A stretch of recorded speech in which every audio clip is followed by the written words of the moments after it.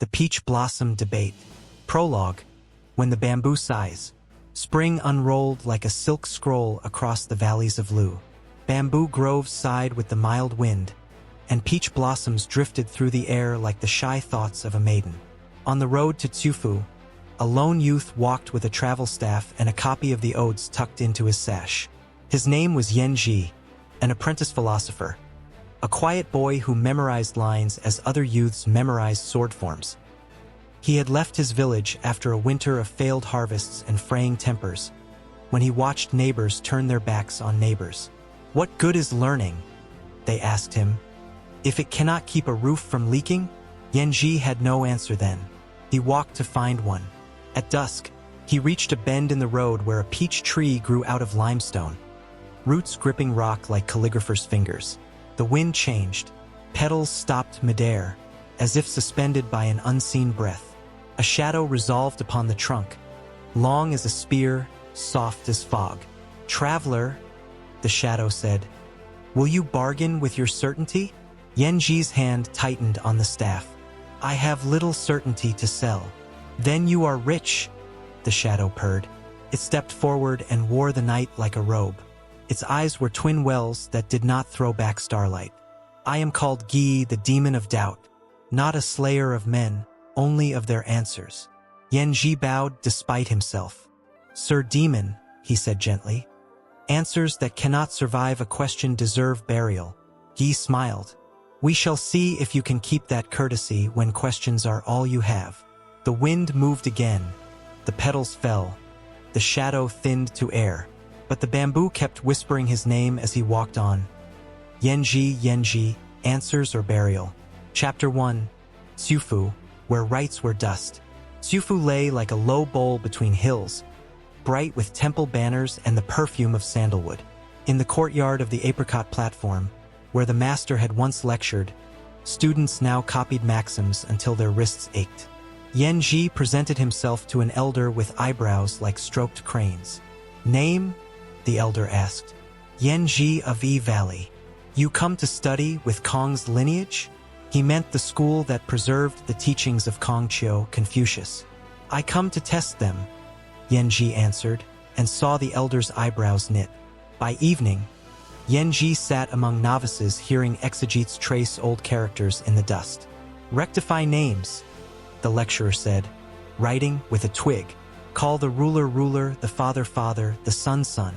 When names straighten, hearts follow." A boy in blue raised a hand. "And if the ruler is not rulerly? Then remonstrate," the lecturer said. "And if necessary, withdraw. Better to leave a crooked hall than to name it straight." Yanji felt the bamboo wind return in his chest. Withdraw? That was what his neighbors had done, retreated into bitterness when fields failed. Was propriety a doorway or a wall?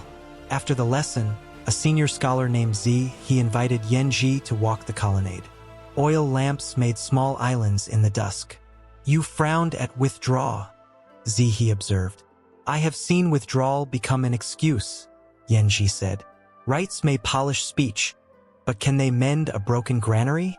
"The master taught more than courtesy," Zi he said. "He taught humaneness. That is grain for every season."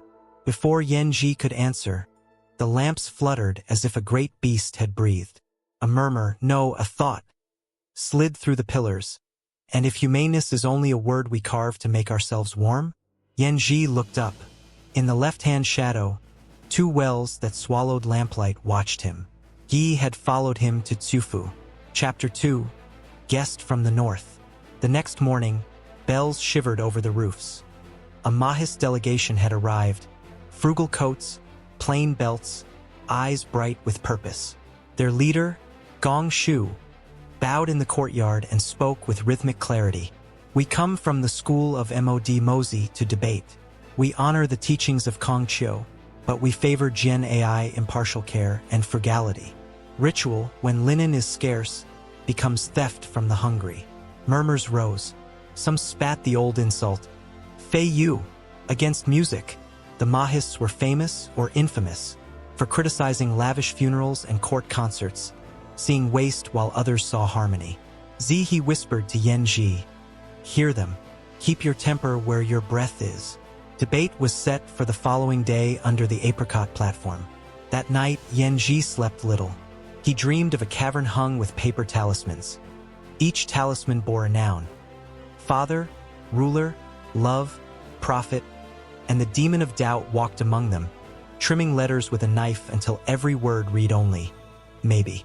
He woke before dawn and went to the mulberry grove. The sky over Tufu was thin porcelain. Larks stitched sound into it. In the hush, a woman's voice spoke behind him. You listen as if the trees were teachers. Yanji turned. She wore a travel coat, unadorned, and a Mohist clasp. Her hair was gathered with a wooden pin, and a smile tugged at her mouth as if jokes stood in a row waiting to be released. I am Ming Ku of the Northern Chapter, she said. I noticed you at the lecture. You looked like someone wrestling a god. Only a thought, Yanji said, though gods often wear those. Thoughts wrestle back, she said. Consider yourself warned. They walked between mulberries while dew freckled their sandals. Ming Ku spoke freely of Mohist tenets, measuring statecraft by benefit, building catapults with precise chords, refusing extravagant rites. Yanji confessed his village worries, his restless argument with withdrawal. Ming Ku's eyes warmed. Then you are not wedded to ink. Good. If you treat ideas as wives, you will refuse to let them change clothes. They laughed. The dew glittered. Far off, bells rehearsed their debate. Behind a trunk, two wells blinked once and vanished. Guy regarded them without interfering.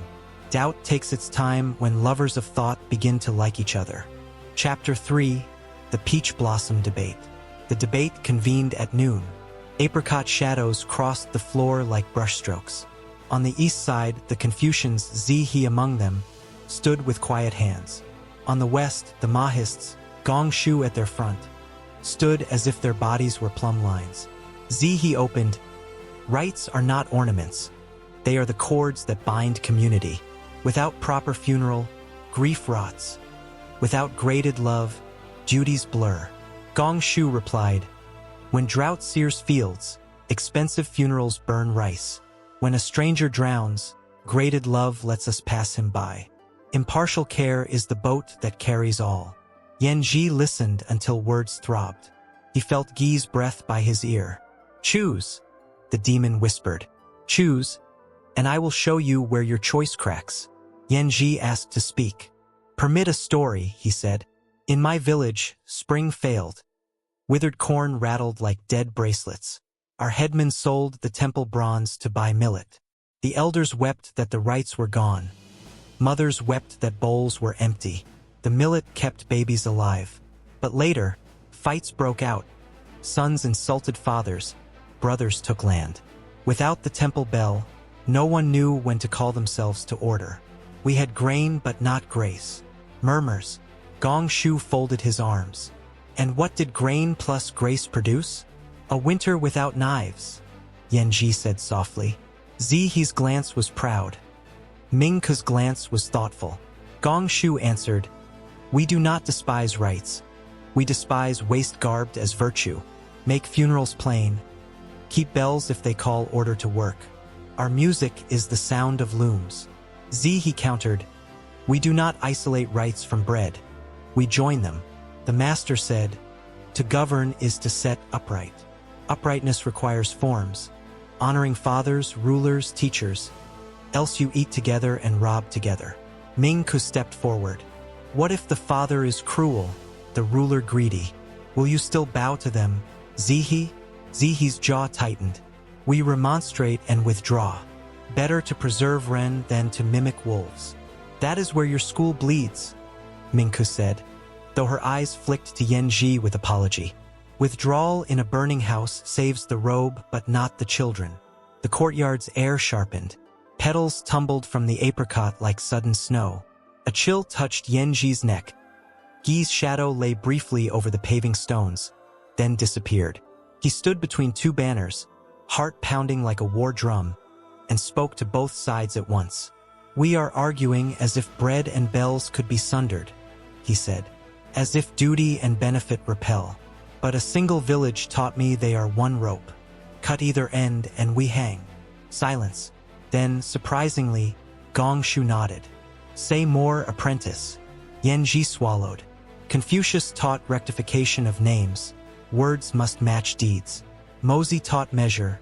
Deeds must match benefit. If we rectify benefit, we avoid gilded waste. If we measure names, we avoid excuse dressed as mercy. Perhaps the demon waiting outside. He stopped. The crowd stirred. The what? Zihi asked. Yan Ji steadied himself. A figure from my travels. A whisperer called Gi. He loves our extremes. He fattens when we choose only right or only profit. He starves when we braid them. Hearsay, someone scoffed, but others touched their sleeves as if a draft had passed. Ming Ke looked toward the grove, eyes narrowed. If a demon exists, we will test him with use. Let him break what works. Gong Shu lifted his hand. Enough for today. Let us show, not only tell. He turned to Zihi. Will you walk the city with us and judge where extravagance hides? We will submit our measures to your rights. Zihi bowed. And you will submit your measures to our mercy. Agreed, Ming Ke said. She flashed Yan Ji a brief, private grin. Apprentice, bring your staff. We will need a third judge, the road. Chapter 4, 3 Judges in the Market. They walked the market alleys where hawkers sang, steam rose from buns like kind fog, and potters' wheels hummed. Ming Ke's knuckle tapped a lacquered coffin on display. For months' harvest in a box for a man who needs none of it, she said. The coffin maker bristled. Honor demands. Plain pine, Zihi said, surprising everyone. Write his name boldly. Spend the saved coin on debts he left behind. That is honor. They came to a music stall where bronze bells shone like drops of captured moon. A merchant bowed. Your ears deserve these. Gong Shu frowned. Even one of these could buy millet for 20 families. Which makes it dangerous and useful, Zihi said. One public bell to call work, court, and relief. Forbid private hoards. Music rightly placed straightens time. They stopped at a carpenter's shed. Ming Ke pointed to a trapdoor ladder with teeth carved beneath each rung. Pretty, but a foot will catch and split. Carve the lower edge plane. Beauty that harms is a liar. Rights that harm are liars, she added, softer. Eyes on Zihi. He inclined his head.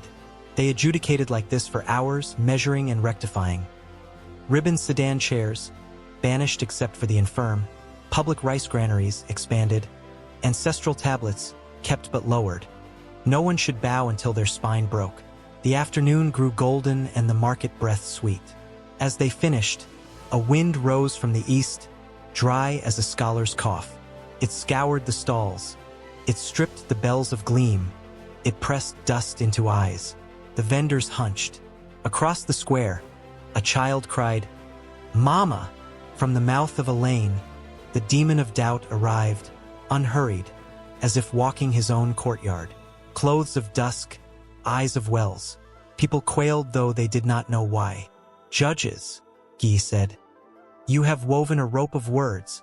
Let's see if it holds when water rises. He raised a hand.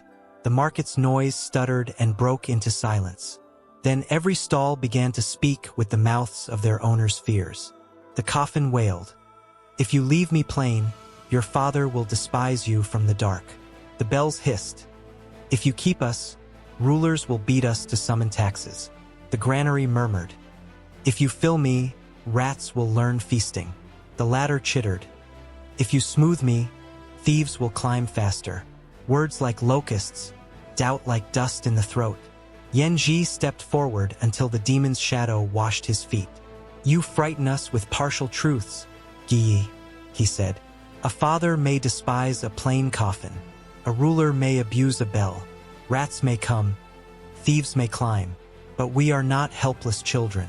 We may set conditions and watch. Gi cocked his head.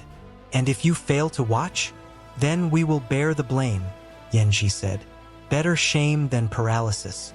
Better to err doing than to rot considering. Gong Shu laughed once. Good. Now show him use. He clapped. Mohist apprentices produced ropes, pulleys, bundles of millet. They rigged a grain lift on the square and filled a public measure before everyone. He recited aloud the rule to ring a bell at noon for market disputes and at dusk for alms. Mingku mounted the ladder, showed how to smooth the teeth without losing strength, then tossed the carvings to children for toys. The crowd breathed again. The demon's shadow thinned. Yi smiled. Very well. When the harvest fails, we shall speak again. He vanished like a thought one forgets and later remembers with a jolt. Mingku hopped off the ladder and stood beside Yanji, shoulder to shoulder, the way friends do after working long in heat. He will return, she said. Let him, Yanji replied. He reminds us to keep our rope tight. Chapter 5, River Lessons. Summer swelled the river sea until it wore a silver sash. Yanji, Zihi, Mingku, and Gongshu accepted an invitation to inspect village works downstream. They traveled on a low-bellied ferry. Dragonflies made commas over the water. At a bend, the ferryman pointed to a shrine that had slipped from its terrace into the river. The statue within was an old sage's likeness, nose green with moss. Every flood season, the ferryman said, we haul the statue back and replant the terrace. It always falls again. Waste, Gongshu muttered. Ritual obstinacy, Zihi sighed. Yanji borrowed a spade and climbed the bank with Mingku. Together they cut a narrow channel that crooked like a stroke in cursive, easing water away from the terrace's foot. Divert, don't defy, Mingku said. Guide, don't grieve, Yanji answered. They reinforced the terrace with fascines while the villagers watched. Zihi composed a simple rite to bless the channel. Children set wildflowers along the edges.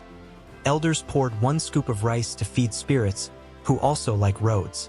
Gongshu measured the slope, nodded grudging approval, then smiled outright when he saw children race sticks down the new current, squealing when the sticks slipped cleanly past the terrace. On the river, cloud shadows slid like thought across a brow. For a while, everyone forgot debate and difference, losing themselves in the kind of work that knits wrists to neighbors. That night, by cook fires, Mingku and Yanji talked softly. They compared sayings, Mozi's frugal lines next to Confucius' warm ones, and discovered that, like husband and wife long married, the sayings quarreled into harmony. Mingku flicked a coal with a twig. We are travelers of different roads, but we share inns. And what if the roads diverge beyond bridges? Yanji asked. Then we build a boat, she said. Or swim. The moon looked like a rice cake a child had taken a bite from. Somewhere on the hills, a bamboo grove whispered.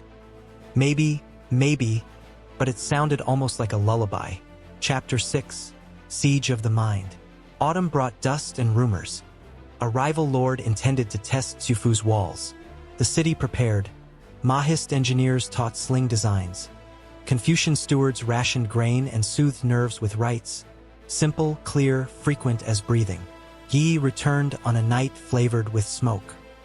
He drifted through the barracks, whispering to spear points, to hungry men, to women grinding flour. You will fail. He slipped into the council hall, into the oil lamps, into the maps, into the lines on Zihi's forehead. If you choose wrong, people will die. Better to fear and do nothing. That was the demon's cruelest charm. In danger, he dressed in action as prudence. At dawn, horns announced the enemy's approach. Dust rose as if the plain were baking bread. The defenders lined the walls, stone underfoot, thudding heart within.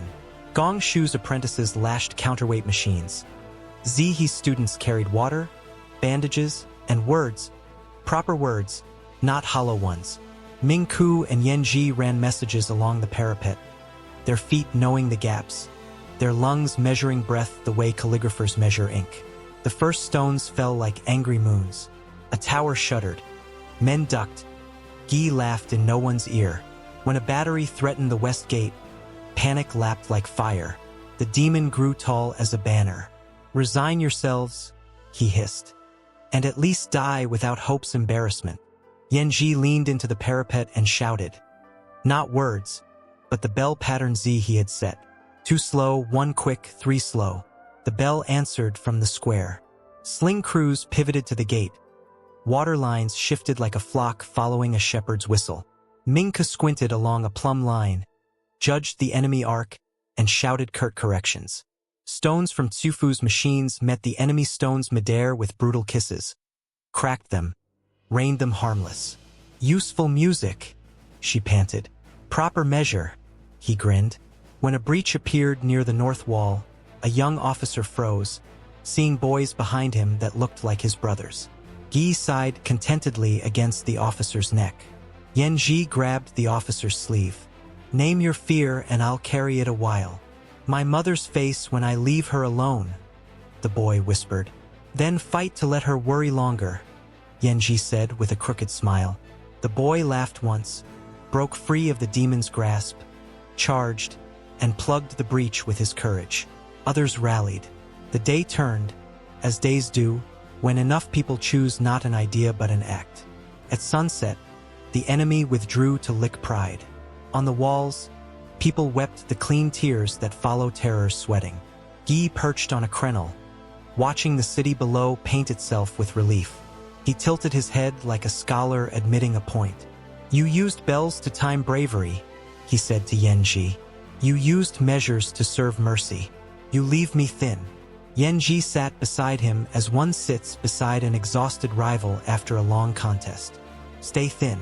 Come as a teacher, not a tyrant. Guy's eyes softened. A dangerous thing in a demon, and the breeze through his outlines smelled briefly of plum wine. Chapter 7. The Court of Two Masters. Winter brushed frost onto the world as if riding quiet on every roof. Envoys came, robes rustling.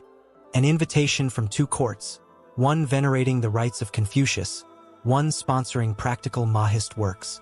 Each wanted to hear how Tsufu had stood. Gong Shu and Zi he exchanged glances. Come with us, they told Yanji and Ming Ku. Let the apprentice and the engineer show that schools need not be walls. They traveled first to the eastern court that prized banners more than bread. In a hall perfumed beyond good sense, ministers read protocols while servants hid yawns behind sleeves. A skeptic with rings on every finger sniffed. Your Mohist devices are fit for peasants, not princes. Ming Ku stepped forward, wooden hairpin catching torchlight. Princes who neglect peasants become ghosts that peasants mock. Laughter rippled, nervous, then genuine. Zi he took his turn, retelling the bell rule and the grain rights in simple lines that made the jeweled skeptic nod despite himself. They journeyed next to a northern court of frugality. Benches unpainted, wine thin, taxes thin too. Here the officials bristled at festivals. Music corrupts, one barked. Excess does, Zi he replied. Music guided through duty purifies. Your thin wine could be offered more sweetly without sweetening it. He taught a modest festival to honor shared tools. Ming Ku supervised a demonstration of beam balances. People left with song in their mouths and accurate weights under their arms. In both courts, Guy hovered near rafters. He bore many masks. In the east, the mask of ornament. In the north, of stinginess. But when the visitors braided benefit and right, love and law, his masks cracked down the nose. One night, snow fell until the palace courtyards looked like scrolls wiped clean. Yanji and Ming Ku stood under an eave, watching flakes spin. Remember the mulberry grove, she said. Every step of it, he said.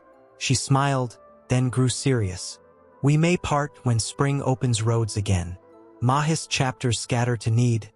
Confucian schools tend one garden long. I fear a life of crossing bridges to find you on the far bank. He reached for her hand, fingers cold and honest. Then carry this, wherever rights and measures meet, I will be somewhere nearby, making rope. And I will test your knots, she said, laughter soft, eyes bright. Come spring, if you hear a wooden pin strike a bell, follow. Snow whispered the demon's favorite word. Maybe. It sounded like a promise now. Chapter 8. The demon's last question. Spring again. Peach blossoms rehearsed their pink arguments.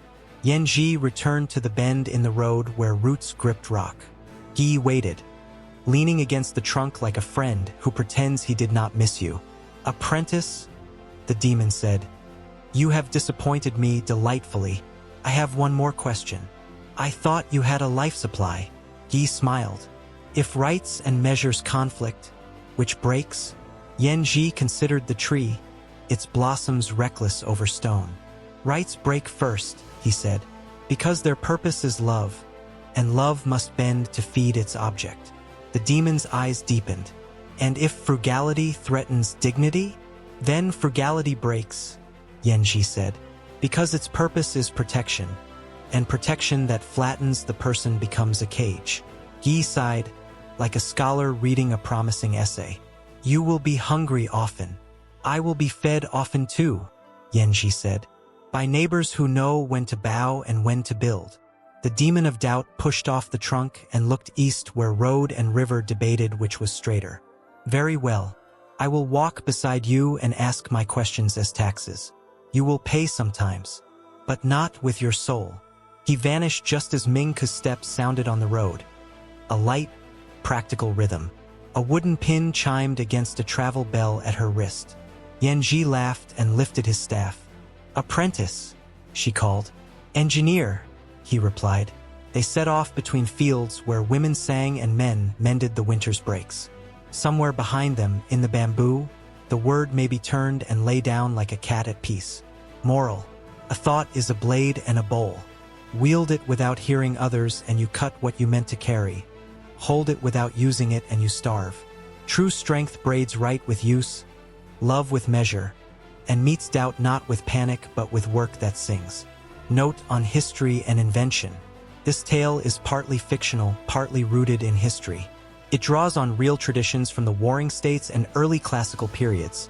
Teachings associated with Confucius, Confucius, and Mozi, Mod. Confucian concepts like rectification of names and ran, humaneness. Mohist principles such as impartial care, frugality, and practical engineering for defense, as well as common civic practices like public granaries and ritual observances. The characters Yanji, Mingke, Zihe, Gongshu, and the Demon of Doubt are literary inventions meant to stage a battle of ideas as an adventure. Debates that turn into rescues, rights that time slingstones, measures that protect dignity. The story's goal is to offer a spirited journey through time, to walk markets, ramparts, and rivers of ancient China, and to invite readers to feel how philosophy once lived in streets and kitchens, not only in scrolls.